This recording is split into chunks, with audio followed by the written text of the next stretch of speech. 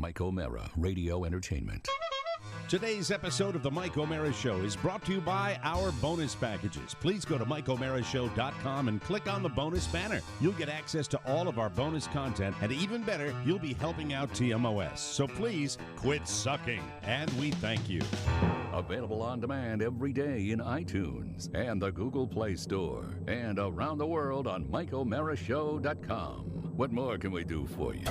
It's The Mike O'Mara Show.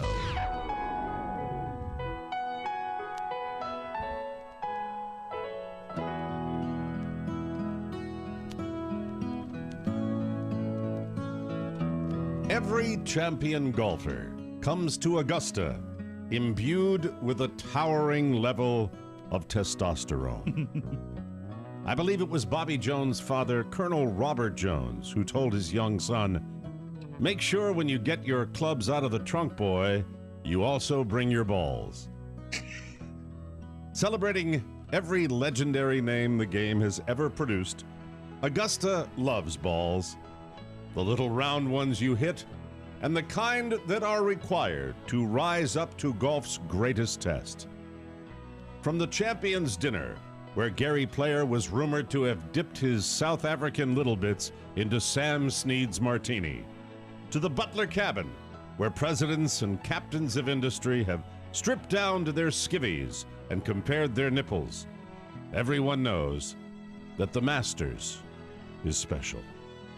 Special and exclusive, for this is no mere golf club. This is the seat of privilege, and you have to earn your right to fart into the furniture here. But for the lucky few who slip on the green jacket, the members, the winners, you can do whatever the F you want behind closed doors. Like when Hootie Johnson rode on the back of his loyal assistant Robertson, yelling, "Egg salad for the rebels! Egg salad for the rebels!" Or when Fuzzy Zeller entertained the guys with his Little Fuzzy Puppet Show, culminating in a cascade of urine that sent the members scrambling. Or recently, when Bubba Watson hid 3 pimento and cheese sandwiches between 2 pillows and served them to an unsuspecting Phil Mickelson while wearing a white waiter's jacket.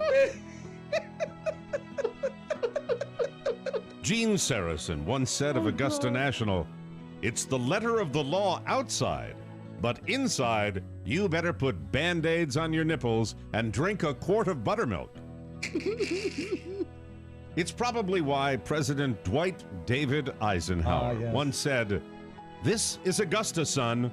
Daddy's gonna hunker down and get messy without mommy." Oh, Amy. Yes, the week is finally here. The week that turns men into champions and allows champions to fart in reupholstered furniture. That would be the second fart joke. From Jack to Tiger, from Bubba to the Squire, from Fuzzy to Arnie, from Hootie to Clifford, from Alf to Huggy, from Meemaw to Trigger, from Zit to Beanstalk, from Sugar Tits to Booger, from Boo to Coco, from Click to Melonhead, from Pubes to the Finger.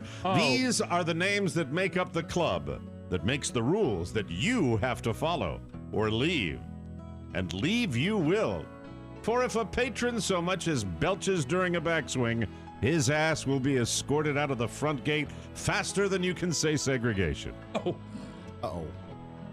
Because it is here, among the Georgia pines and the blooming azaleas, that golf's greatest test will be tackled, where old men and young men, tall and short, fat and thin, ripped and paunchy, with good teeth and those in need of fluoride, will compete on the rolling fairways. Muscles will strain. Hands will grip clubs. Pits will dampen. Quads will flex. Pectoral muscles will twitch under synthetic fabric. And DJ's prodigious length will once again be on full display. And when the weekend ends, one of them will rise triumphant. One man will stand alone and slip on the coveted green jacket. One man will be able to walk back into the clubhouse, look the security guard in the eye, and say, "Pull my finger, pal, because I am the Masters champion." Thank you very much. Yeah. Start the show, Rob Spiewak. That's what I wanted. It's the Mike O'Mara Show. You can listen to the Mike O'Mara Show at www.mikeomarashow.com. Stay tuned for an outstanding entertainment program. It's the Mike O'Mara Show. Let's get down to business. From the entertainment capital of the world. Aren't you Charles Van Doren? I'm sorry, I didn't mean to wake you up. Just had to get out of the city. You're always welcome, Charlie. Sometimes it's hard sleeping in the city. Hope you don't mind I took the rest of the cake. You look like you could use it. Under a little strain lately. That's the way it always is when you're finishing a book. Oh, no, actually, it's the television show. Oh, Jesus, I just realized we watched your show. Did I tell you? Mother and I moved the television to the den. No, you didn't mention it. Damn it, what was it? Something about the Galapagos Islands. You know what? I'll try some of that. Yeah, the origin and destination of the voyage of the Beagle. That's right. Biology for 6 points. Good God, the pressure, all those lights, the money, those strange little booths, that man talking so fast like being in a bull ring. I don't think I could remember my name. Well, you always had a good head for that kind of stuff. It's just amazing that you could make it look so easy. But your mother always said you were the actor in the family, Charlie. What? As long as it doesn't interfere with your teaching, why not? So, Dick, Charlie invites you to his poker game yet? He's a hell of a poker player. We have a regular game Thursday nights, just some friends I went to school with. You're welcome to come over next week. You a gambler, Dick? I don't know if I'm a gambler. I know which end of an ace is up. Well, Dick, if you look round the table and you can't tell who the sucker is, it's you. It's the Mike O'Mara Show. Mike O'Mara, Rob Spiewak, Oscar Santana. And now, from his easy chair, here's Mike. We are live from the Podcast Village studios in our nation's capital, Washington, D.C. This is the Mike O'Mara Show. The Mike O'Mara Show, or TMOS to our friends, is a worldwide podcast and radio show with a family of listeners who are unrivaled, Charlie, in their love and support for their program. If you're a first-timer, sit back, relax, and enjoy. And for those of you that have been supporting us for the long run, thank you from the bottom of our hearts for spreading the word every day about TMOS. From Perth, Australia, to Maricopa County, Arizona, from Pine City, Minnesota, to Cedar Key, Florida, from Felton, Delaware, to Cochranton, Pennsylvania, the Mike O'Mara Show is on now and brought to you by Noom. Sticking to a weight loss plan can be hard, especially with the mental obstacles that prevent progress. With Noom, you'll lose the guilt and learn how to develop a new relationship with food and live a healthier lifestyle. That's what's great about Noom. With Noom, you don't diet, you learn better habits for a new, better you. Noom puts weight loss in the palm of your hand. The Noom app is on your phone whenever and wherever you need it. Noom also gives you a live goal specialist. That's a behavior change professional, nutrition expert, and fitness trainer all in one. My favorite part is that Noom has one of the biggest food databases available. Food tracking made easy. I love it. Noom is designed for results. Lose your old habits by signing up for your trial today at Noom, Noom.com/TMOS. What do you have to lose? Visit Noom.com/TMOS to start your trial today. Again, that's Noom.com/TMOS. Start losing weight for good at Noom, and we thank you. Welcome to the Mike O'Mara Show. Didn't do it last year. Didn't do the Masters thing last year, so I had to do it this year. If Charles Van Doren had Noom, he probably wouldn't be eating that chocolate cake. Charles Van Doren, the actor who played him, no longer with us, unfortunately. I believe. Right? No. Well, Charles Ray Fiennes is alive, but Van Doren died yesterday. Did you know he was alive until yes? That's why I played the Open. Oh, you mean the guy that played his father? Oh no, the father's long dead, but I'm talking about actually Charles Van Doren. Hold on, let's start again. Okay. So the guy, the actor who you played in your clip, has passed. Yes. Correct. Yes. That's what I was talking about. Who's on first? But what I was referring to is the fact that Charles Van Doren, the subject of the scandal, died yesterday at age 93. I would have bet that he had been dead years ago. Yeah. Wow. Who's Charles Van Doren? He was the guy that brought down the game show industry in the 1950s by agreeing. quiz show? Yeah, that he took the answers. The movie. Quiz show based on the real guy. I didn't and know that that's really a happened. scene where the real guy goes to his professor father, and they're both kind of, hello. Hello, Charlie. Hello, how are you? And who knows whether he was really like that, because it's a movie, and then you got the other guy from like a bunch of movies who has the fake Boston accent. The most abused Rob accent Morrow. in motion pictures, And where it's he's just so like, hello didn't- there, how you are? And by the way, I get him down here. I got the most pure Boston accent from my buddy Gino, where, is a guy that, it's just like, hey, little boy, with your haircut. Look at that haircut, little boy. Another guy got a haircut yesterday, said, hey, you got a little boy haircut like Mike does. Hey, little boy. Rob Morrow, who was on Northern Exposure, but that accent is clearly the worst thing in the movie Quiz Show, because Quiz Show is almost a perfect movie except for that Boston accent, I think. You like Quiz Show? I love it. I think it's great. It's one of your faves? Go-to for And me. then you're saying so that when he goes to see his father, that's a phony accent that you don't. You're talking about the Rob Morrow accent. Yeah, exactly. yeah. And I don't know how Ray Fiennes talks. How many people are listening right now after this discussion of the quiz show? I learned a thing or Charles two. Van Doren. That's pretty You impressive. learned. You Yeah, got learned educated. a Father lot. Mike was played That's by it. a man named Paul Schofield, who died in 2008. Oh, okay. All right. So how did you find out? I didn't even read anywhere where it Do you have didn't like get that much an alert buzz. system? Do you have a death alert like for It's a obscure huge, deaths? Mike, it's a huge black and white monitor in my bedroom. And anytime Really? someone over the age of 90 passes, it Is lights there up. anybody that loves celebrity death more than Rob Spiewak? I don't think so. Well, no, I wouldn't even call this one a celebrity death. I'd call this one a historical death because But you I love didn't know. death. I do. You love death. It's pretty good. You get excited more than anybody. I don't If like an untimely death. If you had a job where your job was telling the public, and now here's with our deaths of the day, Rob Spiewak, it would He'd be be your a great dream gig. curator of the celebrity. What's your favorite part of an award show? You like the memorial reel. Well, I like to call it the death reel because it's And you're even young. less That's sensitive. the thing. Not I'm that old young. and I like the memorial reel. How but long have you you've- loved death? You know, I've always had a thing where I had a connection with my mother's mother. That when a famous obituary would break, we'd call each other. We'd try to race to see who could get to it first. And then it we had would the be- death pool at the Don and Mike show. Yes, exactly. Where we actually had a pool as to the celebrities that would go. And then we had the whole thing where they go in threes. Yes. But I don't think Charles Van Doren will count on that particular one. No, and I then don't- we had, I don't think he's most that big of a recently, celebrity. We had 2016. Was it 2016? That where was the year. everybody died? It was stunning. It was like on a weekly basis. you dropping had like that. flies. Yeah. Or is it a I mean, correction, it was- like a market correction? Oh, like a bounce back? Like a thinning the herd correction. Is it 2015? Allo- No one famous It died. allows new names to be No highlighted. no one could get a reservation at Elaine's until all those people died. Now it's back to normal. So that was the heyday, the beginning of game shows when Prime they time were game shows, capturing yeah. the people's imagination.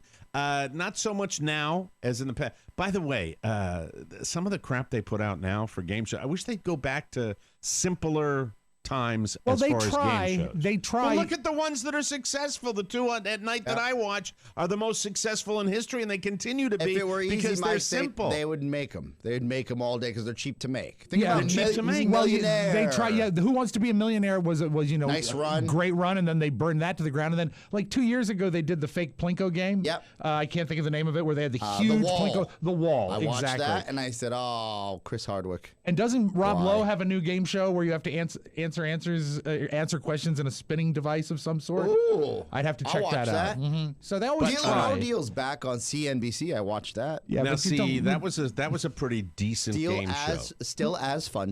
Yeah, but still you as don't- fun. But so stupid. But don't put it on so CNBC. stupid. You have to go So, find it. What? I had one of the DJs at WHFS was dating one of the Deal Was or it No- Weasel? No.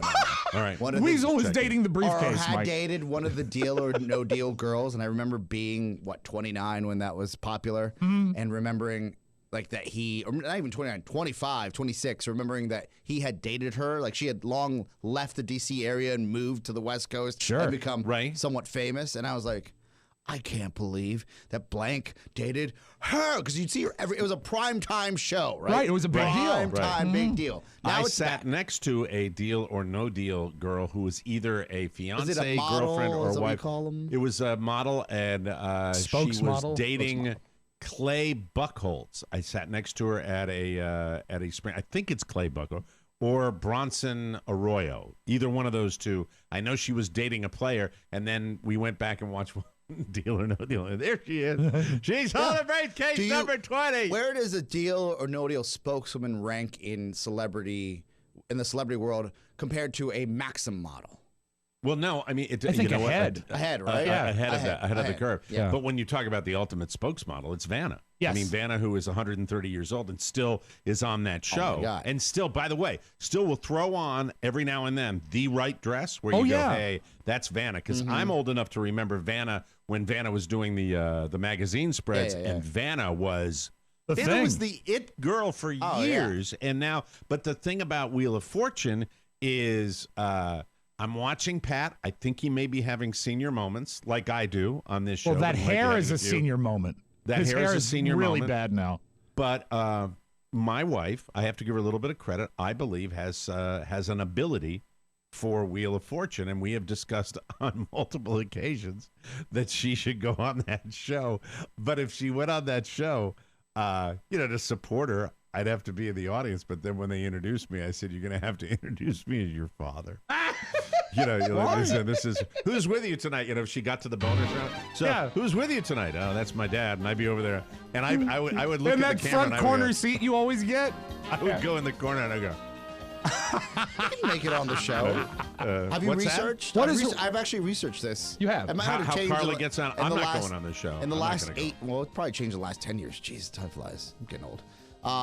He's getting old. When I looked at, because I was dating someone at the time that wanted to go on, so I don't just talk about it. I look into it. I'm like, oh, well, if you had to, what would you have to do?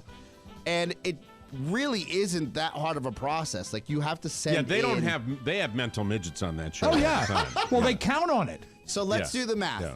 That Carla's probably really good at this game, right?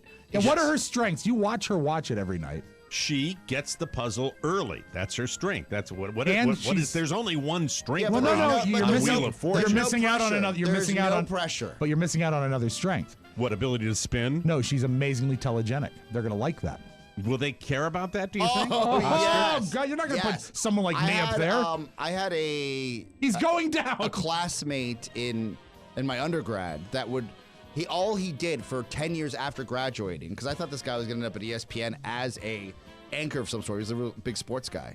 Right. No, but he moved to Los Angeles, and all he did was he went on game show to game show to game show. And I remember catching up with him on Facebook. I'm like, is all you do going, like, I'm happy. I see you on Deal or No Deal. I see you on The Price is Right. I see you on all these other shows. So did he figure out a way to, like, game the system? No, they tell you. Like, there are actually blogs about this now, that when you go for The Price is Right, for example, when you're in line there, you have to, like, wear something that screams personality and like be over the top, because they'll find contestants before you even walk in, because they'll screen you in line to say, okay, this is the person we're going to have this person come down. This is pre-selected. Yep. They're not going to bring duds up there. What about Wheel of Fortune? What about Wheel of Fortune? What I found years ago, and this might have changed by now, and I imagine it has, because I mean, it's so much easier to interact. At that point, it was a submission where you would submit in to actually be part of this, or they would have, like, you have to be submissive to Pat. They would actually have a traveling like not Vanna audition. They go to hotels. Audition right? hotels, yes, to hotels, and you have to get to one of those, a and then cramped hotel room. You essentially play your way in, like a casting. You play your way in if you can actually that's compete. Tough. That's tough. All right, I'm sure. I'll check. I know Jeopardy does that. How do you feel that Carla would be? Because it's different when you're up there. It is. Yes, it's different pressure. Carla doesn't respond to pressure that much. I mean, she doesn't really. If she likes something and she's good at it, she's not fazed by it. Okay. She just doesn't get. She doesn't get fazed by that type what of I thing. suggest is having a mock. When it comes to calling, like, a neighbor or something and canceling dinner, we fight like cats. And I don't want to. Come on, do it. But she'll be good I'd like in front to of make a her crowd. my social secretary. What? She'll be good in front of a crowd. I think she could handle it. I think, but also who knows what the pressure is going to be? It's not like her husband that deals with this incredible pressure every day. Thank you very much. Thank you. But sadly, writing that Augusta copy. That is a cooker. But sadly, that Mike, is a cooker. Started at 6:30 this morning. Thank you very much. Yes. Functioning illiterate, so you cannot play Wheel of Fortune. Yeah. And also I can't play Jeopardy. Carla thinks I'm good at Jeopardy. I said I'm not even. Jeopardy is a totally different league. Those people that go on Jeopardy, I'm watching that guy now who Carla thinks is a serial killer. Yes. That's on Jeopardy, and I'm watching this guy at night. And the depth of knowledge is, I don't have that. And when they, anything when they'd say literature. Goodbye. 19th century literature. I'm done. Yeah. Forget it. Thank you. Hey, movies. Duh. It is contingent on two things, and I've read stuff about the really successful Jeopardy contestants. The one skill that people don't give enough credit to is you have to be dexterous clicking in. You have to be really good at clicking in. On Jeopardy? Yeah. Oh, I don't know whether the dexterity is that much It's of a your factor. thumb. I think dexterity is that. You have to be. It's It's timing and though. precision, and you have to. But you I'm have to- tired of seeing the people going click, click, click, and making it and putting it up near their face. And Those are the clicking it. people does- that aren't good at it. You watch someone like Ken Jennings, he would be like one and he's in, one and he's in, one and he's in. He had a timing and a rhythm. But the other thing about Jeopardy is it is really, you have to get lucky on your categories. Like, let's say you had a good run through the game and your final Jeopardy is 19th century literature. Well, good night. You're done. Because that's one category that's going to determine the rest of the game. Don't we have enough? Right. First off, if you're out there and you actually have possibly been on Wheel of Fortune, you just have never written in and told us, please let us know what the process is now. Okay. Like, what is the updated for process Wheel to of get Fortune, in? because Yes. Carla's not going to go on Because Jeopardy. we'd like to get that context and not do the work. Right. And then two, I want Lena Gilmore to reach out to us and tell us what it was like to be on. It's academic. It's academic, Even but also. Well, that doesn't count. You're with a bunch of other high school kids, and Lena was. I'm sure they were when Mac was hosting, right? Yes. That's when young Lena was Mac. there. Yeah, young. But this is Maybe with that's not. You didn't have to be meaner than me on I that was one, only you kidding, know? Lynn, of course. We wouldn't I'm have- sure he had his toupee we by wouldn't then. have to That's ask. Rob that said that, Lena. Rob We wouldn't have Spiewak. to ask Lena what it was like to buzz in on that set because. But She not was the a same, cheerleader. It's Channel 4. They got probably plywood and fake buzzers or But Mike, something like and that. actually, the thing that Oscar is alluding to is that one time we were at Jimmy's and Lena was there, and she said quite proudly, "Oh yes, I was on It's Academic," and we pressed her on it, and she says, "As a cheerleader." Oh, she wasn't really there. And that's the end of the round. Okay. And she Wow. will not let that go. That No. we talked about it on air, but it was one of those things. Like I've been to Augusta. I played 8. Like it's like somebody willy nilly said I have played Augusta, right? Right. And then and then we find out that they had been to Augusta not on championship weekend. They had Right. been there to visit, and they had some sort of Budweiser punt, pass, and kick. Right. And they like chipped a few putts A and classic, then walked away. a right? classic example is when back when you were in your DJ wars with Jack Diamond, and he announced that he was opening for the Moody Blues. Yeah, that's And I right. was at the concert, that and it was one a- of the all-time great. That was one of the all-time great exposures in radio history where we found I don't out. know anything about because this. I was okay, at the let concert. me tell Yeah, the story. please, Yeah, please. So Jack gets on. We find out Jack gets on and talks about he opened for the Moody Blues with his band. Oh my And I'm God. like, oh my God, that's Massive. well, you know what it was? He was out in the parking lot, By the out beer in the truck. concession area. Yeah. And if you've ever gone to, and this was Nissan, right? Nissan Pavilion. It was either Nissan or Merriweather. I was at But the what show it- and saw him, but I don't remember the venue. You're in the you were at the concourse. show and Yeah, saw him. So yeah. he's out. I know where they set them up. Yeah. Out on the concession Yes, area. Yeah, like Yes. a 25 by Outside, 12 like 2 foot hours before the platform? concert starts. Right. So technically he did play before them. He didn't We're open opening for the them. Moody No, he Blues. didn't. No, it's not the same. You're not on the stage. You're a side act. And you talked about this on air. Oh yeah. my God, absolutely. Oh, yeah. Yeah, back in the day, way back in the day. And then Jack turned out to be a good guy. He after did. all. Yes. Jack was the one that let me know I was getting fired at the Edge because he showed me the. Heads up. Oops! I hope the statute of limitations is over on Well, that. he's one. got his Thanks, own. Jack. He's got his own issues to deal with. Yeah, he He's does. got his own issues to deal with now. But I mean, by the way, radio stations when they try not to tell the talent that they're going to be, eliminated because they're changing a format. Yeah. They do it so ham-handedly. Oh. Sending copies or making copies of the new liners And then leaving the one copy. and leaving one. The new WMAL FM. And say, oh, that's Well, interesting. you can say a lot of things about radio people, Mike. Some are good and some are bad, but one thing remains consistent is that radio people are great at keeping secrets.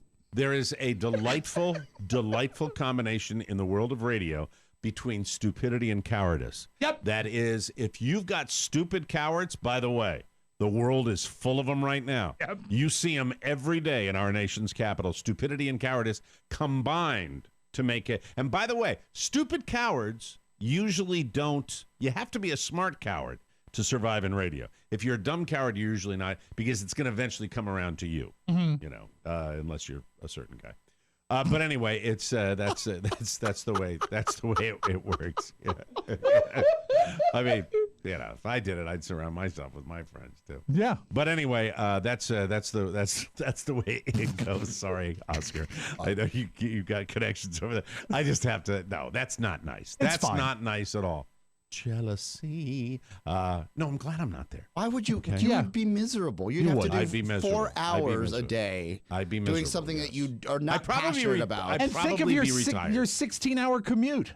Yeah, I would. It would. But the whole thing with I've worked at other radio stations where there was it just, you know, you had these tough guys and then you read about them getting blown out later because they were, you know, they were a victim. It's just the world. I like the idea. I'll never forget. I think the movie came out a relatively short period of time after I got laid off at WJFK and then The Edge, where they had Up in the Air. And I remember looking over at my wife and saying, "Oh my God, they actually bring people in to tell people they don't have their jobs." To soften it, yeah. Where in radio you have to kind of it's find the worst. out, you skulk around. It's the word. Broadcasting in general is like that. Can you imagine living in that world still? Oh God! I mean, I wouldn't. It's very left. It's terrible. It's a terrible way to do it, and you know, but that's the way it is because we have microphones and all that other stuff. Well, and look, what ends up happening? It happens to a lot of people, even listening right now. If you hate your job right now, and we are now all blessed to love what we do, or lucky enough, I would say that if you just even looking back at what we all went through, and you know, Mike and Rob to a larger extent, like, it's not the end of the world if it's not like perfect, especially in broadcasting. But in broadcasting, while there is a level of, I would say, expertise and pride you have to put in because you're performing, but I remember beating myself up if like a promotion didn't go perfect or if something wasn't a lot of people gangbusters. Like it was just nuts. And when you're 20 people show up at an appearance, it's like, oh my you God, have I'm no not popular. control End over. of the world, yeah. And then the next one, there are 400 people. Right. Yeah. Like, well, how do you think I felt working at the Edge? You know, when they'd send me on a Saturday out to a cricket store. Yeah. You know, a cricket store in Hyattsville. That's going to work out well. Yeah. There are a lot of people listen to classic rock around that cricket store. Yeah, that's right. Oh my God, that was the. That was how we did one in Manassas at a cricket store. Yeah. At least that was closer. I remember I said something like 10 minutes. I said if like 5 people show up, I'll take everybody next door to the 7-Eleven and buy them stuff. And hot dogs. Yeah, it was miserable. Hey, misery, no one likes me. Can't tell you the amount of times that even clients would look disappointed if I showed up for an appearance. And the classic one of all time, it was with, I think it was a piano store in Sterling, and it was, I won't give her full name, but Libby organized this one. And she said... Libby Hughley. She said, they're expecting a phone-in from the appearance, so what I need you to do is pretend to call the radio station in front of the owner. Hold on, let me get Libby's sound. Okay. That's about right.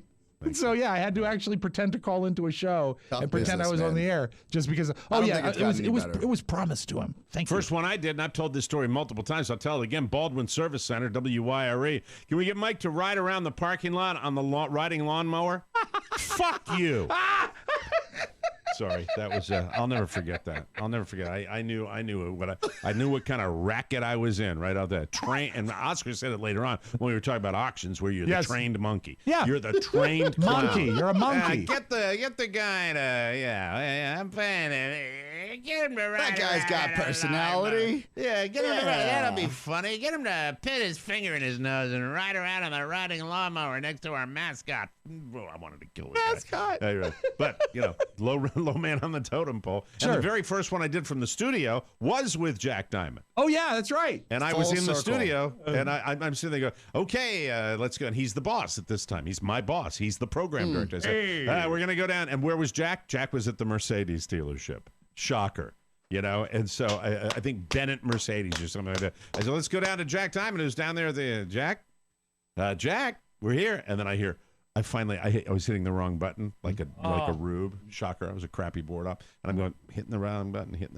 And then finally I hit the right button. He goes, been here the whole time. Oh, God.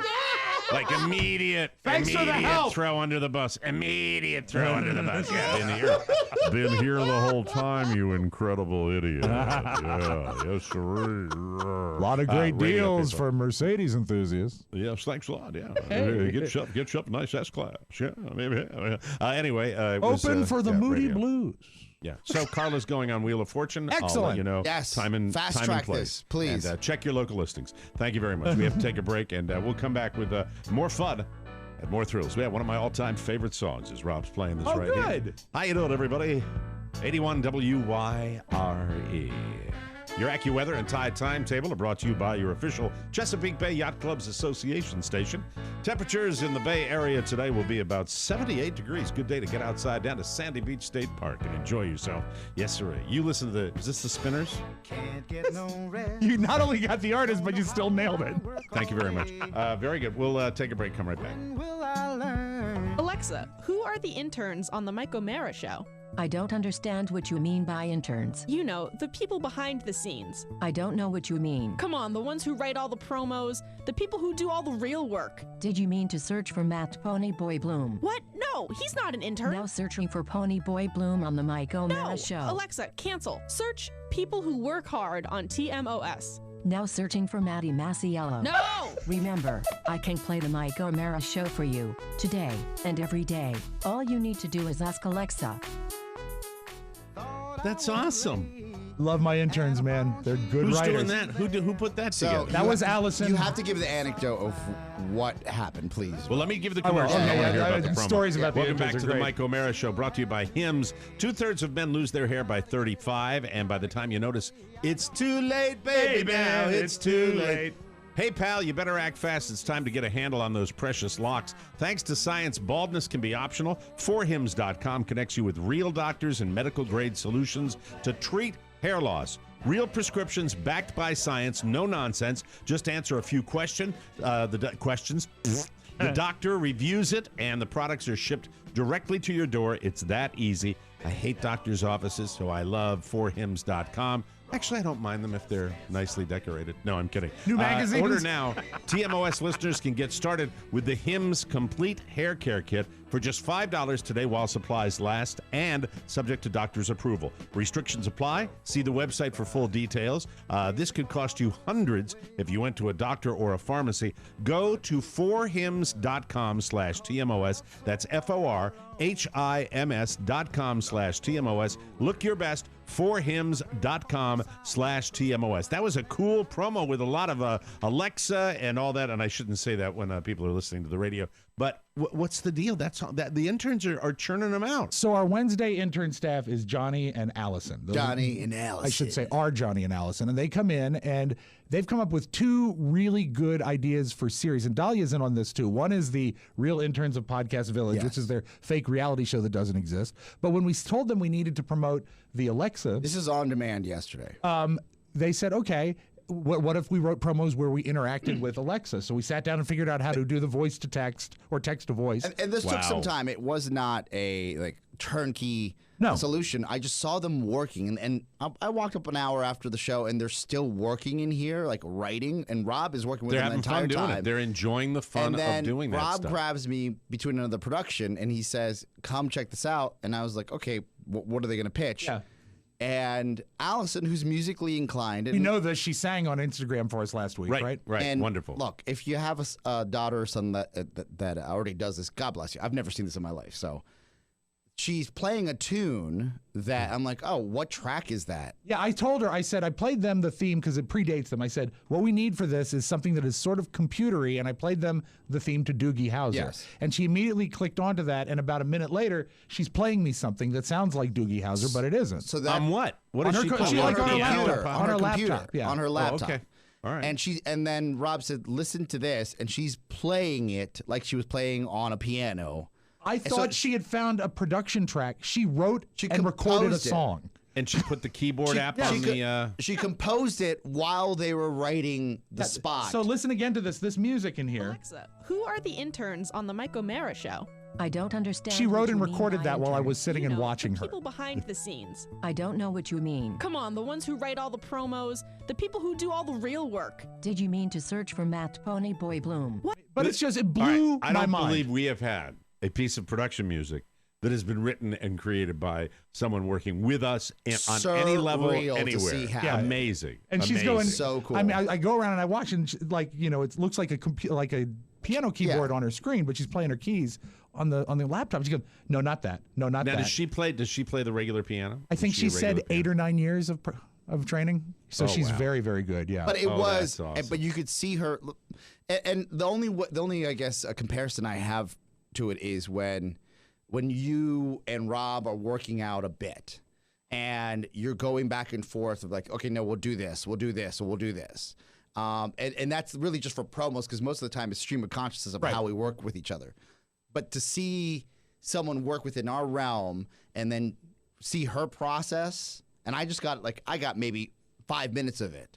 But I imagine for Rob and to some extent Johnny, it was just nice to see and to have that asset. Well, let to say, me ask you this. And I both would of them, love really. because she's got obviously that's not piano music, that is a keyboard, but I would welcome with that app for her to create regular staging music for the Mike O'Mara show. Why not? Tell her to Absolutely. knock Why not? herself out. Yeah. Tell her to absolutely, of course, make sure she signs the release that we keep it forever in perpetuity. That's it. But at the same time, Well, I wow, told her. that's I told her special. when So we finished cool. up yesterday, and she skipped a class actually because we were having so much fun and getting so much done.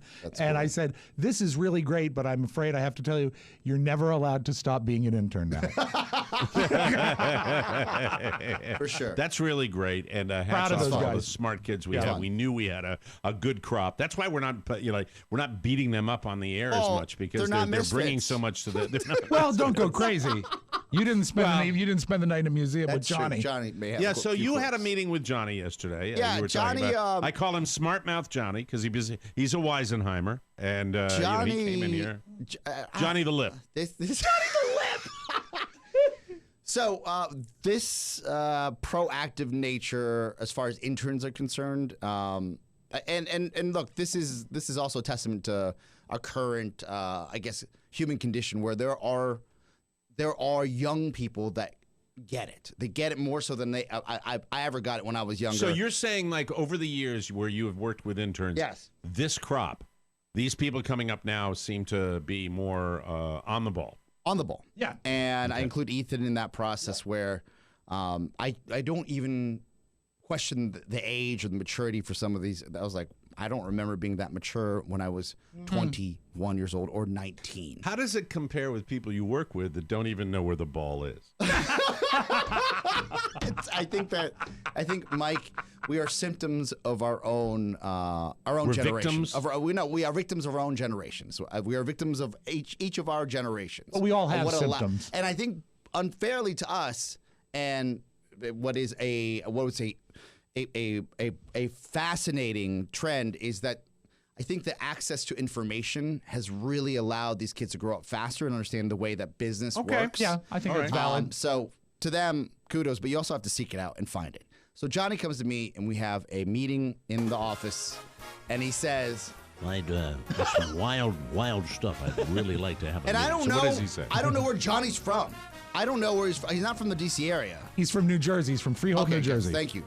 And Freehold. he says, That's Springsteen's hometown. I was talking to my mother last night, and I told her that I was going to come and ask you if I could continue interning for the Mike O'Mara show, but also possibly pitch to work for Podcast Village part-time so I can continue to stay here in the summer. So I don't have to go home, and I can stay here this summer. So it was like a proactive, hey, I want to stay and I work like with you that. guys. That initiative's valid. fantastic. And then he looks at me and goes, I love everything you guys do on TMOS, but I also want to learn what it's like to start a business. Do you mind if I ask you a few questions while I'm here this summer? Like, And so you were yes, engaged I was like, in that. of course. You know, you That's come in wonderful. and say, hey, I love the creative side, and I want to learn how you start a business, like all day. Yeah, That there's is nothing wonderful. to hide here. He And is did somehow you tell him he that is the somehow- primary way you run a business is to make sure you get free labor from interns? That's right. No, I said, That's the key. the hardest part about, I said, and I can't tell you everything right now, is finding good people.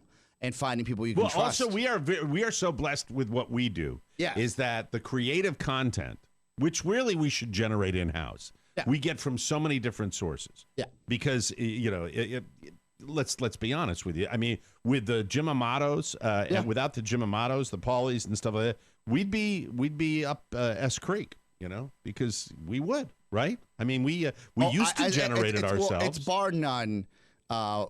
We are. I love it, and we can't afford to have that kind of production house. But we are a collective. As far as the show is concerned. Absolutely. It's a collective. We all do our own stuff, but when promos started coming from outside and we started encouraging everyone's game it's exciting was and it's fun. Everyone's game You know, was up. If you go back and listen to early shows, we didn't even have recorded promos. Yeah, but let's look. The promos, they're really A-grade materials coming in, especially fantastic from our listeners and our interns. Listeners. But if we're going to focus just on interns and Johnny's conversation, it was probably one of the most proactive.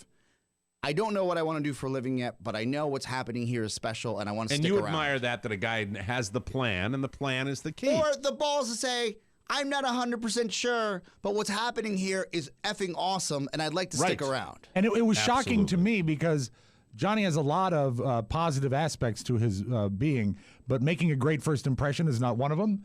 And he really turned it around. I'll say. Because he came in with his hemorrhoid donut. So disheveled. And really disheveled. And I'm really... He gave me crap right out of the bat. I was right out of the chute, I should say. I stammered. Listen, he's making me stammer. He's a young person who makes me uncomfortable. I really didn't think he was going to make it through his interview without his pants falling down. They were so low on his ass. Also, in fairness, Maddie was this person as well, but Maddie was like, I'm going to a semester abroad. I'll come back next semester. But she was super quiet, too. She was just did her work and then went on her way. Mm-hmm. And then... did you explain to her it's almost like a virus? It's like catching a virus that will never be cured? Exactly. She's got it, I believe. She has it. So she has this show business quality. Yes.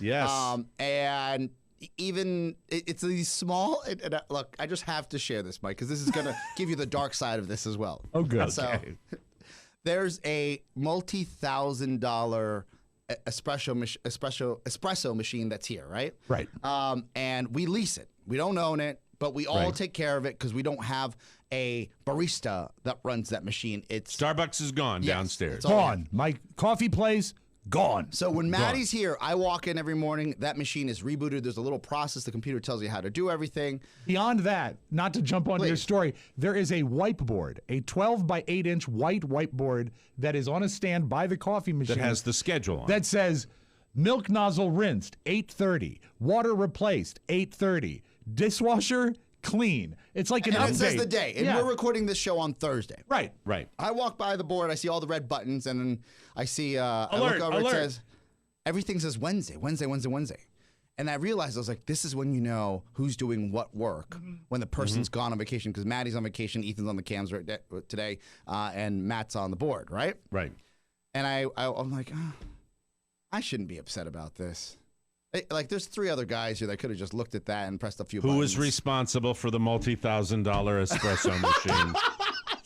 Well, here's the thing. In the past... I don't know, Mike, if the mics will pick this up, but there is a bus coming down the road right about now, because allow me to say this. In the past, I have seen those buttons. I have rinsed the milk nozzle. It just tells you what to do. It walks you through it. Who is responsible for cleaning the espresso machine? This is how I set it up. So I'm stewing here, Mike. I'm stewing. Simmering. But I don't want to make a big deal, and I'm not showing it to anybody. I'm like, just calm down. Who is the slacking F that was responsible for cleaning and maintaining the espresso machine? Stay with Oscar, because this story has a wonderful denouement. Oh, hi, Peach. How are you? Thank you. Hey, buddy. Wonderful coffee. Look, timing's everything. There it is. There it is. Timing's everything. Hi. Hi, Sharon. So I look around and I'm like, oh. And I say, hey, Pony, do you like coffee? Because I finally have to say something to somebody. And he's like, yeah. And he picks up this cartoon-sized thermos. And it's so great because he doesn't even really make eye contact. He's in the control room. So Oscar says, Pony, do you like coffee? We hear, yeah, coffee. Yeah, I like coffee. And then he picks up a thermos. He's like, I filled up this thermos today. Cartoon size. Right, like he's going to the job. He's building the Sears Tower. And And I was like, a thermos? I was like, oh, you brought that from home. And in my head, I'm like, oh, of course he brought coffee from home. He didn't see the espresso machine. I can't even say the word. And he goes, I said, did you bring that from home? He goes, no, I went over to the machine and I filled it up. Made it myself. So the last person and by the way, use the machine, the person who was responsible for cleaning it was Mr. Bloom? Yes, and you see all the lights. It looks like Christmas. The red lights, caution alert. And I said, hey, man, when you're up there filling that thermos with how many pods of coffee, who knows how much he costs us every day if he's taking How many pods home. did you put in your thermos, Pony? It's just one pot of coffee. It's like half a cup. Oh, sorry. I'm sure it's a big thermos, Mike. Yeah. And how come really, you this is the size of a water bottle. It still How makes come you it didn't dirty. tend to the machine? I don't know how to clean that monstrosity, the milk nozzle and all these other things. And I said, you know what? I'm just going to finish fixing our stream server and getting us up and Okay. running. Well, wait a passive second. aggressive, Pat, that's don't be nice. mad at us. So I say to Pony, instead of telling me I don't know, let's say, hey, man, you're right. Do you mind showing me how to use this? And I said, that would have been a better answer. But you know what the best answer is when you see it and it says hit button to clean milk nozzle. That's when Rob jumps in. And I said, I've done it. There's nothing to it. There is a diagram on a small LED screen. Then you take it out and you rinse it and you put it back. If you have ever put a straw in a milkshake, you have all of the technical expertise required to clean the milk nozzle. Pony, what do you say? I've broken enough stuff in my lifetime to know that it's not as easy as just looking at a little diagram that's on a screen. But ask for help. Counterpoint, Rob? Don't be stupid. This is built for disc jockeys. Sure. So, full circle. Yes. Full circle. There's an ending? Those who come and knock on your door and say, hey, man, I want to be part of whatever's happening here, and I see something great's happening. And then there's the other guy who, as long as he takes care of himself, That's right. Yes. he's A-okay. He's There you go. A-okay. There it is. And you know what? The capper, the button on the self-sufficient take care of me first story is this. I said, if you don't clean that milk nozzle, you're going to get spoiled milk. You're going to be sick. He says, nah, I take my coffee black. Oh, okay. That's fine. You know what I think that machine is? You know what I think that machine is? What? The espresso machine out in your lobby out there? What? That is the Tokyo airport. That's exactly what it is. Thank you. Thank you very much. That's what it is. Okay? Initiative. Bagel. Zed. 0. Just ask us. Ask We will us. teach you. We will teach you. It's a teachable moment. Yeah, right. Yeah, from the CYA studio. Anyway, we will take a break and come back with more fun and more. Well, I'm glad to hear that story and not be involved in it for once. Thank you. We'll take a break, come back with more fun on the Mike O'Mara Show. Coming up on the best of Tech 411. Host Todd Moore and Oscar Santana discuss new developments in fax machine technology. Color from a dot matrix printer? You betcha. And Mike McIntosh review a new website called MySpace. The one who's going to be in his top 8. Subscribe now to the best of Tech 411. A show to keep you up to date with yesterday's tech trends. Buy a Palm Pilot. Palm Pilot. Yes! Palm Pilot. Oh my That's a good God. callback. I like that. Welcome back to the Mike O'Mara Show, brought to you by Joybird.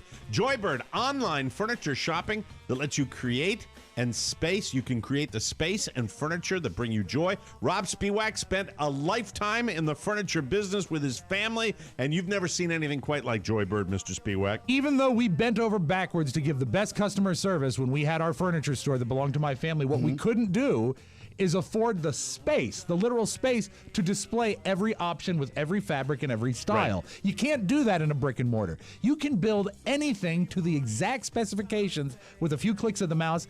Everything I see about this furniture, I love it, and I love furniture. That's it. One-of-a-kind furniture at Joybird that you can make to your unique tastes. Each Joybird piece is made by hand with care and precision, using high-quality hardwoods and responsibly sourced materials to fit your specifications. And every piece comes with a limited lifetime warranty. Listen what they're going to do. Tell me this company doesn't have confidence in their product. A 365-day home trial. You sit on, you sleep on, That's you break it, and crazy. you do It's so everything. great. Plus, hassle-free in-home delivery. See how Joybird is revolutionizing online furniture shopping. Create the furniture that brings you joy at joybird.com/TMOS. Go to joybird.com/TMOS and receive an exclusive offer for 25% off your first order by using our code TMOS, and we thank you. Let me see. I got so many things I could talk to you Can about. I ask you a question? Because I've Yes, go been right ahead. stewing on it.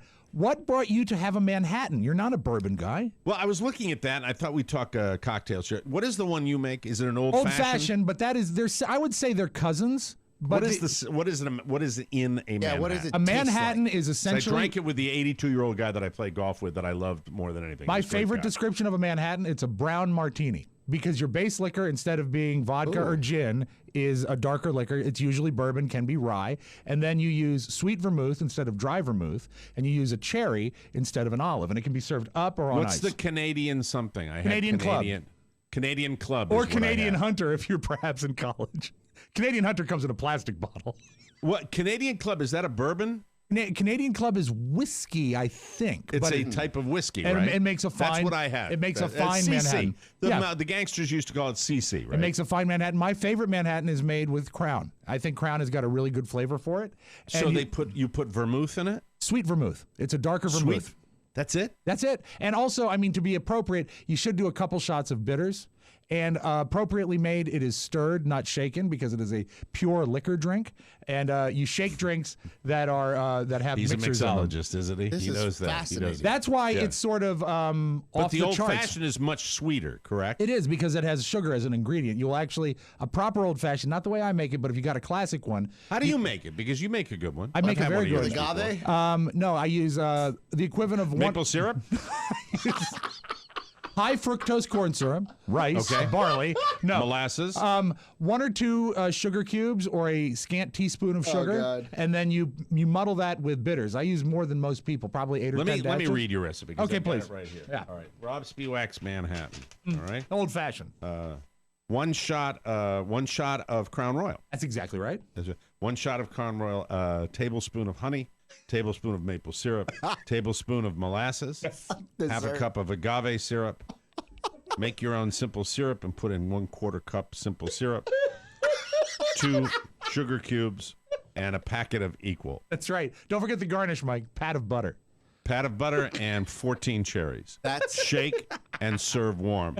Rob Spiewak's Old Fashioned. That's what I exactly picture. What was there. It's Are not like your- that. It's Is not your like that. old fashioned really a dessert drink? No, because if you think about it, if a cup of coffee will have a teaspoon of sugar in it as well. But what you're using is the sugar. You're using it to make sort of a syrup with the bitters, because the complex flavor of the bitters, and you can use many different kinds. Angostura is the kind I like, and that is what offsets the flavor of the booze a little Yes. bit. So you make sort of it's almost like you're making a soda, because you do the bitters and some sugar, and you muddle that around, and then you add a little club soda or water, and you've got like a syrup. Like maybe a tablespoon of it that you can balance against a shot and a half of Crown, and then you shake that, serve it over ice with an orange and cherry garnish. A proper old fashioned, you actually crush the cherry in with the sugar. I don't like that. I'm going to share a quick anecdote, and I'm gonna ask you if I'm probably a rube, so I'll ask you. So I would say a month ago. I don't think we ever talked about this on air. I was at dinner with a client, and then they happened to see a friend, where they said, let's go sit at their table. Friend good, Mike. This friend happens to be like a well-known businessman, a billionaire, just in general. Okay. And we're sitting at his table, and I'm like, oh, don't mess this up, don't mess this up. Did don't you say get anything. turgid? No. I was. Okay, I actually just get intimidated. I just. All right. I actually shut down because I don't. Until the hand landed You never want on to Oscar's be. knee. You never want to be the guy that messes up the dinner. So I play my Back position. to my house, Oscar. We're going to show you some of my painting collection. I play. I Have play you my ever had position. chocolate cake after dark, Oscar? Okay, let's not both interrupt him. play That's my what people hate, position. Rob. When we both interrupt them right after each other, that's when they get mad at us. And then there's dessert wines that are coming out. So we're having dessert wine. And I've had dessert wine at my parents' house. Right. But I've never had dessert wine served in the way that it was served. And by that I mean, like, dessert wine is actually shown. And I was like, this is strange, and it seems to be very expensive. I know that we're probably not going to pay for this, but I don't want to drink this wrong, and I don't want to do this the wrong way. Our right? dessert wines, can they? I did not know they could be that, I guess, Alcohol-laden? extravagant. Any wine can be extravagant. I just did not know. Any varietal, You mean price rise? Well, even if I've seen bottles pulled out at clubs, this is the way they presented this dessert wine. Yeah, you've seen the bottles that it's just it's not the value of the product when you see them, it's the markup of the club. Agreed. So when you see the bottle of Grey Goose that they're charging $1,000 for, right? Yes. You're seeing an actual product that is a very a very exclusive dessert wine. So you're at a pretty decent restaurant, high-end restaurant. Oh, yeah, yes. I don't even want to know what things cost. Was it weird not ordering chicken fingers? You know me so well. what happened? Why were you a rude? So, because Shannon, because I was with my wife, right? And my wife, and Shannon's like, she at first says, "No, I'm okay," to the dessert wine, and I'm like, "No."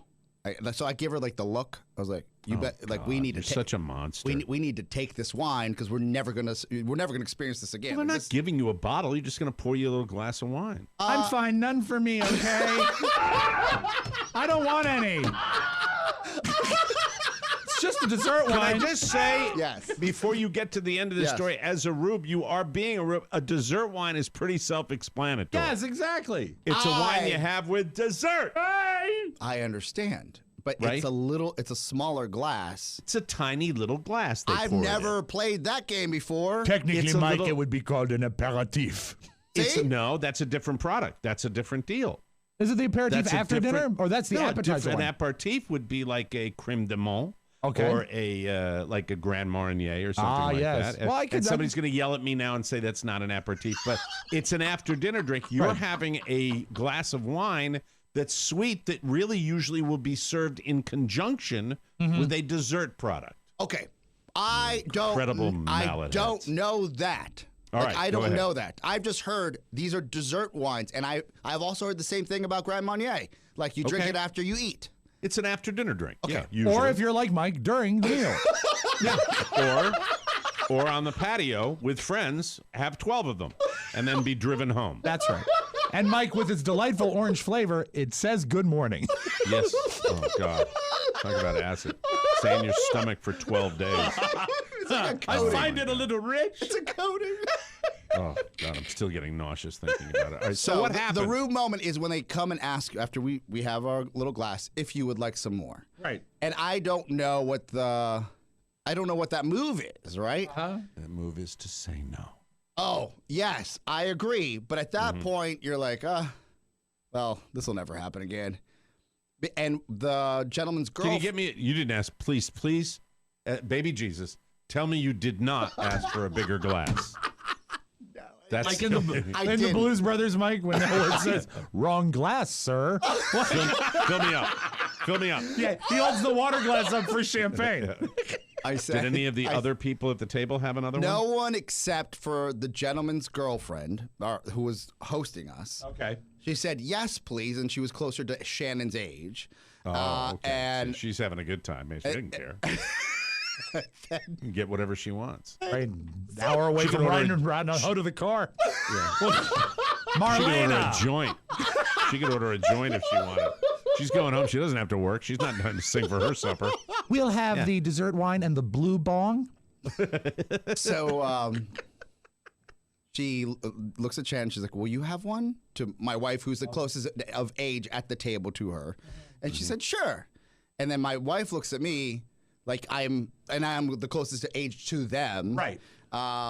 She goes, only if he'll have one. And so this is like roundabout awkward. This is perfectly fine. Yeah. This Okay. is the hostess is offering you. Yes. Now you know what you're saying to her? You're fun. You're young. Yes. You're fun. Yes. So What about the so we have like billionaire? What's three he more doing? rounds. No, he's talking to some. You have three Captain more Midnight. rounds of dessert That's wine. what ends up happening because the Fun. which is fun. But I don't know if the rest of the table like that. They didn't. Really? they But didn't you're say totally anything to okay. us. You're totally okay because the hostess, technically We are our hostess, entertaining initiated her. it. Yeah. If you It's had the said spouse. another, please, Yes. not okay. How much? Okay. What do you figure? What do you figure a glass? Like 15, 20 bucks a glass, something like that. I know a dinner for two there is roughly $600. Jesus Christ Almighty! Yeah. Oh my God! But they do bring you bread. I don't pay that. These are not my dollars. I just had to Google it because I said, "What does it cost to come here?" And mind you, it's close to my house.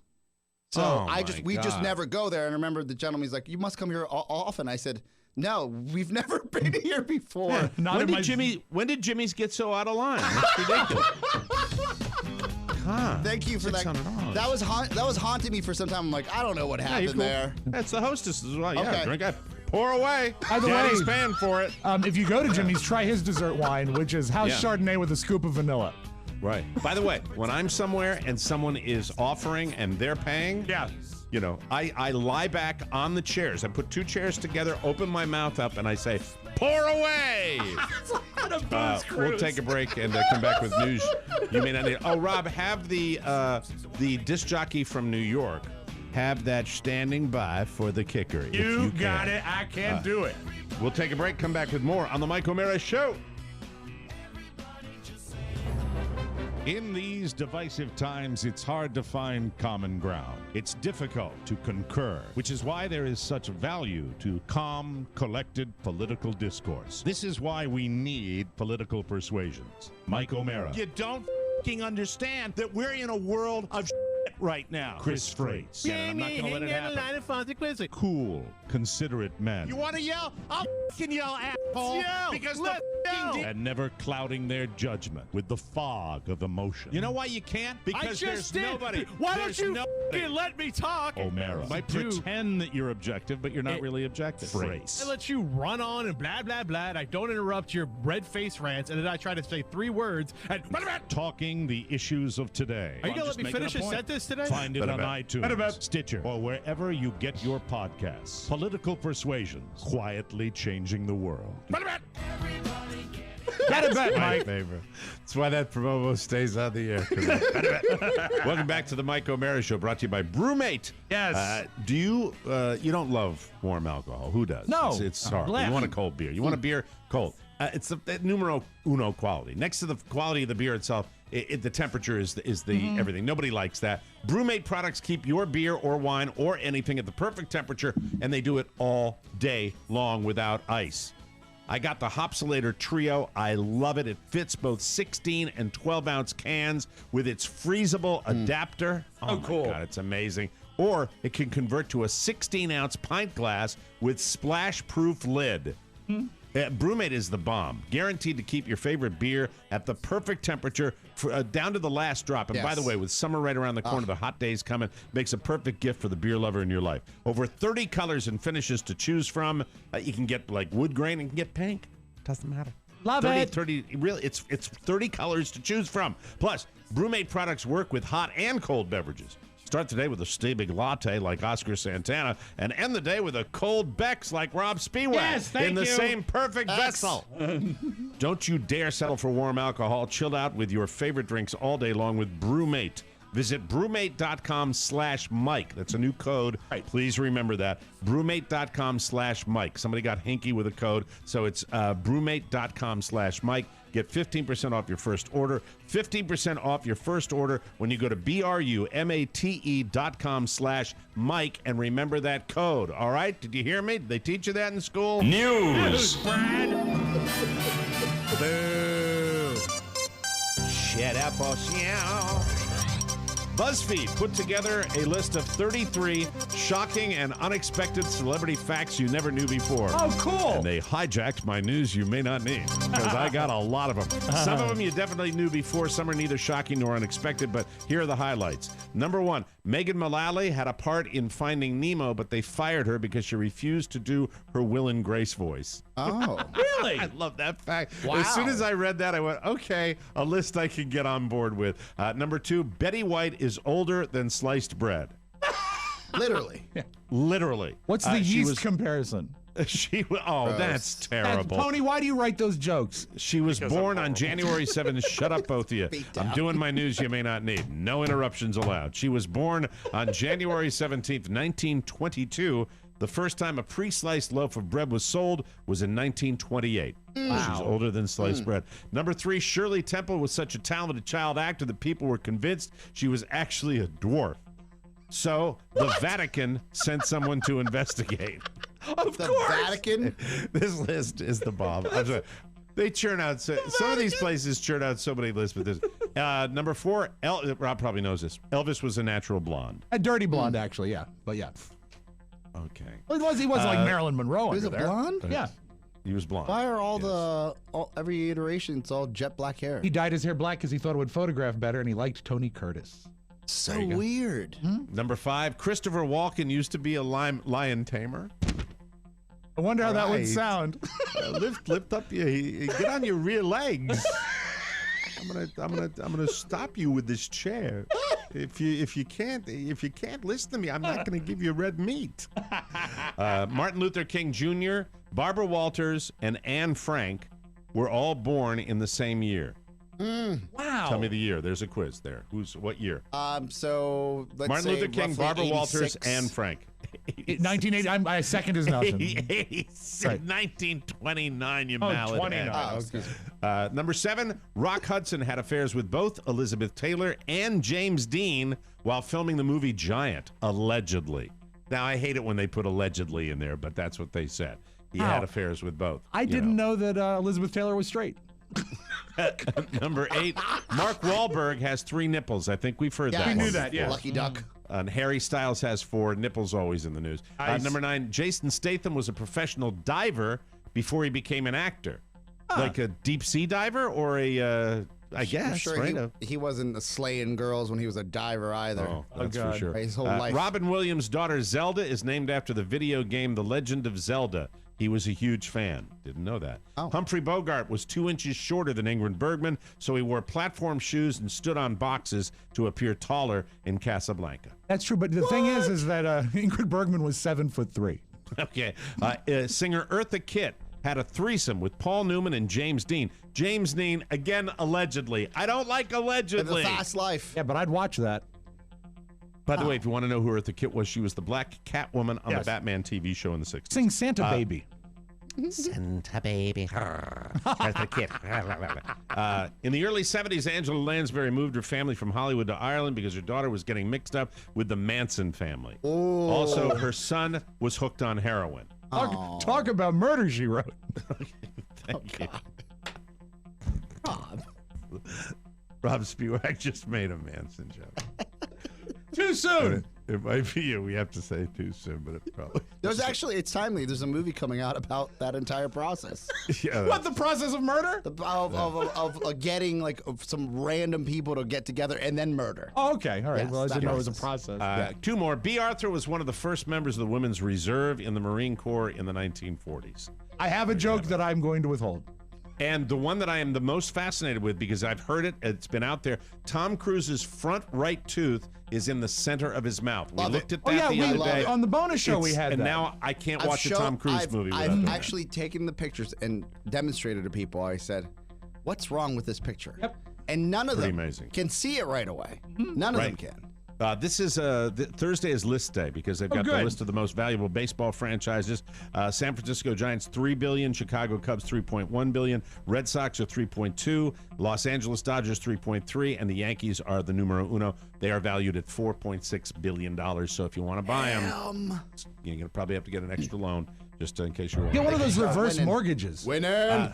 Book of Lists continues. I love you it. think you're cleaner or dirtier than the average person? Now you can find out. 500,000 people recently took an online poll on hygiene and cleanliness.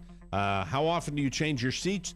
50% of us usually go more than a month, including 6% who say they pretty much never change them. How often do you clean your sheets, gentlemen? I'd say every 2 weeks. My wife does it at least, I would say, every month. We're twice a month in the O'Mara household. That's right. I think that's about right. She's got upper game.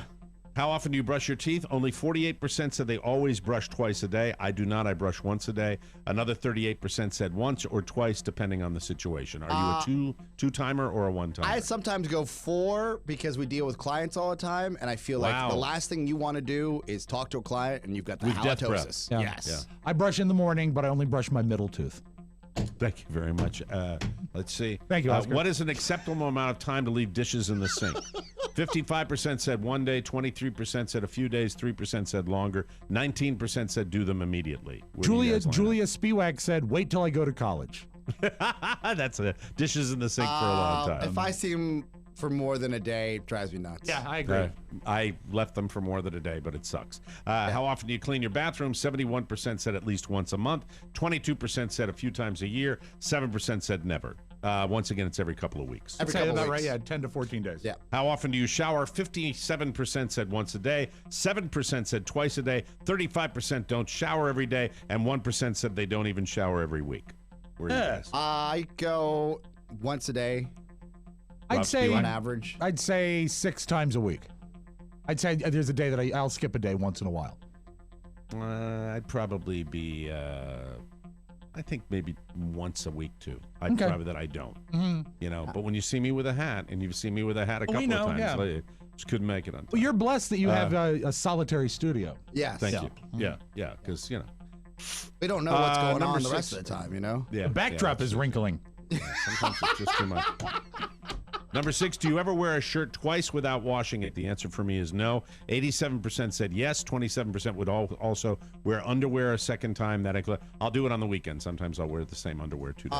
The underwear, no, but the shirts, yes. It depends on what you do in the shirt. Yeah, If I'm out in the evening It's wearing over. a dress shirt and I go out for a half an hour or something like that, I'll put it back on a hanger. Yeah, a and wear it laundered again. shirt, absolutely. I try to get 2 wears out of a laundered If shirt. you sweat in it, like if I walk home I'm out. from here home, Right. like I have, and I just realized this, Shannon's like, "What are you doing? Like, we have to get this shirt cleaned already." Yeah. She's just mad at me for some reason, just being human. I said, Put it "Oh, out. when I just walk home, yeah, you sweat, and then you can't wear it again. That's all it is." Exactly. There it is. So that's the list, but this is not a list because this is a little something. Okay. The parent company of Snickers, M&Ms, and a bunch of other candies doing their world's sweetest internship thing again this summer. It's a 3-month paid position in Chicago, and if you like chocolate, it might be the best job ever. Responsibilities include traveling around to different manufacturing plants and taste testing new candy that hasn't been released yet. Plus, you get a year's worth of free candy as a bonus. You have to be 21 to apply and have at least a high school diploma or your GED. You can upload your resume and apply online. Just search for World's Sweetest Internship. All about candy. But may I ask a follow-up question? Fire away, Rob. You mentioned a lot of chocolate candies, and they tend to be rectangular. That's true, and they tend to be chocolatey. Not my first choice. Can you sample a circular candy? What type of circular candy did you have in mind? Maybe one that comes in a roll. I've got one right here. What's it happens called? A lifesaver. What kind of lifesaver? In wintergreen. Peppermint and traditional 5 flavors. In the morning. The All-Americans present Scott Shannon with more hit music. WMAK. For those, for those who serve, thank you very For much. those who That's Scott Shannon. Very good. He said that once. For those who serve. Still on, right? Still on up in New York? WCBS FM. Wow. That's Every a career, baby. morning. Yeah, better than I did. Anyway, we will take a I wouldn't break say and that, come back all told, with no. the Audio Vault and Rob Spiewak right here on the Mike O'Mara Show. No, I'm funny. Let's get to know our friend at KCJJ, Jim Hunter. Jim is the morning news guy and wacky side. Absolutely no need for that. No need for that. KCJJ, we'll do some new ones. promos. Yeah, fine. Yes, new promos for KCJJ. That's a little old. That's on us. You know what's It on is. us? That's on Rob Spiewak and Mike O'Mara right there, playing that one for 7 And that months, doesn't diminish okay? Jim Hunter. Welcome back to the Mike O'Mara Show, brought to you by Third Love. Take it from me, buying a bra can be awkward. It can. Seriously, though, It actually ask can. any woman. Getting the right size bra seems damn near impossible until now. Thanks to Third Love and their Fit Finder quiz. Just answer a few simple questions, and you'll find your perfect fit in 60 seconds. Third Love bras focused on breast size and shape, so you get a perfect fit and a premium feel. It will be the most comfortable bra you'll ever wear, thanks to the lightweight, super thin memory foam cups. Yes. Only Third Love has them. Try it on at home. No more awkward fitting room experiences. There is a 100% fit guarantee. If after 60 days you don't love it, return it. Third Love will wash it, donate it to a woman in need. Third Love has a perfect bra for everyone, so right now they're offering our listeners 15% off their first order. Go to thirdlove.com/TMOS right now to find your perfect fitting bra and get 15% off your first purchase. That's thirdlove.com/TMOS for 15% off today. Let's open up the audio vault for today, Thursday, April 11th, 2019. Getting close to tax time, where every other day, my man Andrew, please call me. Love those calls. Love them more than anything in the world. Love them, love them, love them, love them, love them, love them. Mike, can you call me when you get off the show? Love, love, love, love, love. Hi. What's happening? I'm ready. Lay that crap news on me. Thank you very much. He's Always just fun. making small talk. Oh, God, I have no contact with him all year long, and then 400 calls a day. How about this, though? Yeah. Hats off to Oscar Santana. Yes. Because I forgot my readers, and so he was able to produce for me a lovely set of floral women's readers so I can do the audio Well, vault I'll today. tell you, tomorrow on the show, based on the camera shot that I've gotten all day today, you're going to get your readers, and then someone's going to spray paint your entire forehead brown. Oh, we're going to need a lot of Jesus paint. Christ, you are reflecting more light off your massive dome, the size of a drive-in movie theater in that studio. And actually, Rob the Spiewak's damnedest head thing is so large that it reflects all the light on our studio cameras, and it's like, you would be, they'd paint you if you were in a regular TV set. I was Bring told. a cap in. Bring your My HBO cap. show cap. Do you remember? yeah. Yeah, when I did that project with Judd with Apatow. HBO and Judd Apatow, they told me I have lovely skin tone there. I don't know. I think it might be the camera, not me. Really? Yeah. Okay. But I you and wore I a actually hat. I grew Why my. did they give you a hat? Why did because- they give you a? They Because said it was you the had lovely skin characterization. tone. It was the characterization of the disc jockey. But the lovely skin tone comment was made not when you were showing your chrome dome. It was when you were. That's probably why the they hat, said that. No, the hat was done by costuming, makeup, love my skin tone, and they never saw the hat. Well, they probably say that to everyone. Yeah, of course. No, they Make it didn't. comfortable. They said they looked at Judd Apatow and went, "Yuck." Yeah. Okay. And by the way, cap would be and great. I've grown. My hair is actually longer than normal, so I should be actually throwing off less light. No, not Well, in it's not in probably the that front. other. It's probably that guy in the chair next to you that was getting the, the makeup for his show. Oh, him? Who said, "What a lovely skin tone you have, Mr. Spiewak. We're almost ready for you, Mr. James. Almost." Eddie. Right. That's a pockmarked joke. Okay, Mike, Bryson DeChambeau. Yeah. We were talking about him yesterday on the patio. He did a fascinating little video for the Masters, and it's on the Masters Facebook page. Oh, where- really? Yeah, which is really neat. I think they don't do it much on the actual days of competition, but on practice rounds at Augusta, and the Masters are this weekend. On hole 16, it's a water hole. And to They show skip off, it across the lake. like you skip a stone, Yes. they will skip the ball. He talks about the science of skipping your shot. It's pretty neat. He's a dick. 16. The whole day. All right, then let's move on. No, I'm sorry. No, I want to hear it, but Okay. We gotta it's hear just, you know what? Can I just say this about him? Yeah. Bryson DeChambeau. Little blue blood. I'm sorry. That it's just, I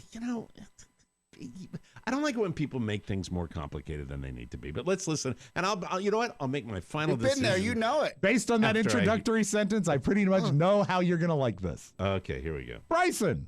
Okay, go ahead, Alton. 16.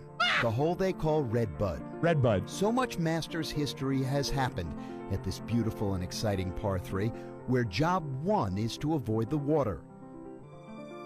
Unless you're so skilled, you can just playfully tease it, as so many do in practice rounds.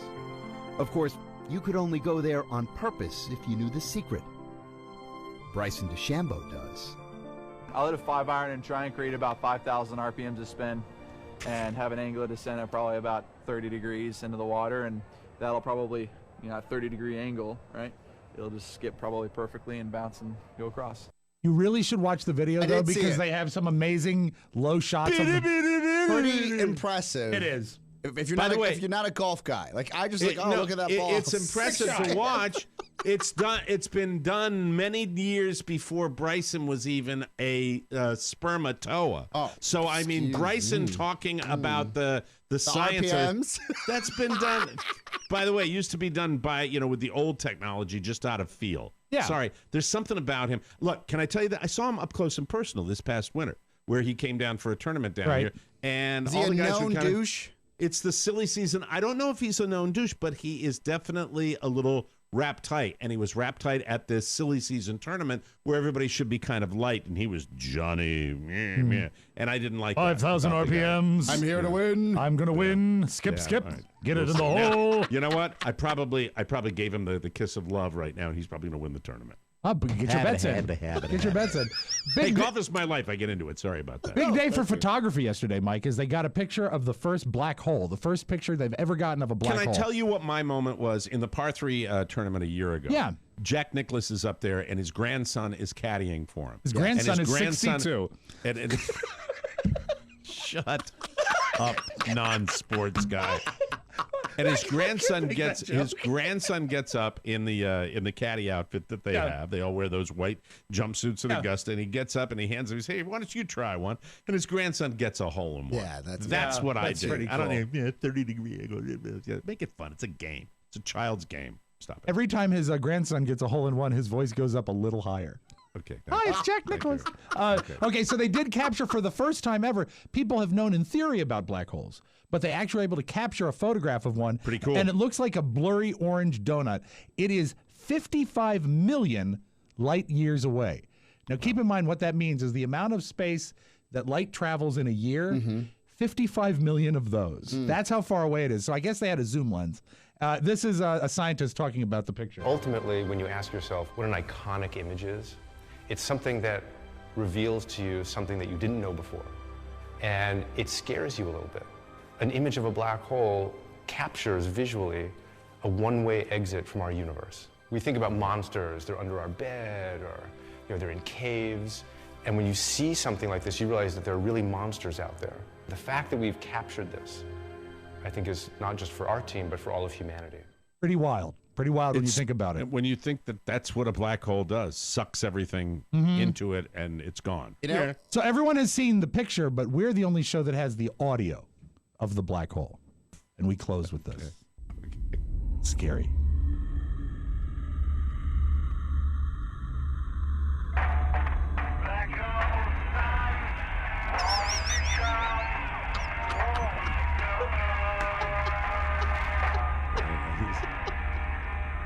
Crazy. Crazy. That's your magic audience bulb. Have a great Thursday. Cementing the reputation as the dumbest show in America. That's it, everybody. Hope you enjoyed it. For Rob Spiewak and Oscar Santana, no plugs today. We'll see you next time. Bye-bye, everybody. So long. Ciao, ciao. Before you go, please make a mental note. Today's show was made possible by the TMOS bonus packages. You can secure yours right now by going to MikeO'MaraShow.com and clicking on the red bonus banner. Buy it or give it. Either way, you're helping out TMOS, and that's a good thing. Thank you, and go in peace. Mike O'Mara, Radio Entertainment. Look, you stupid bastard, you've got no arms left. Yes, I have. Look, just a flesh wound. Fine, don't be jealous that I've been chatting online with babes all day. Besides, we both know I'm training to become a cage fighter. I wouldn't trust you to lick a postage stamp. Goodbye.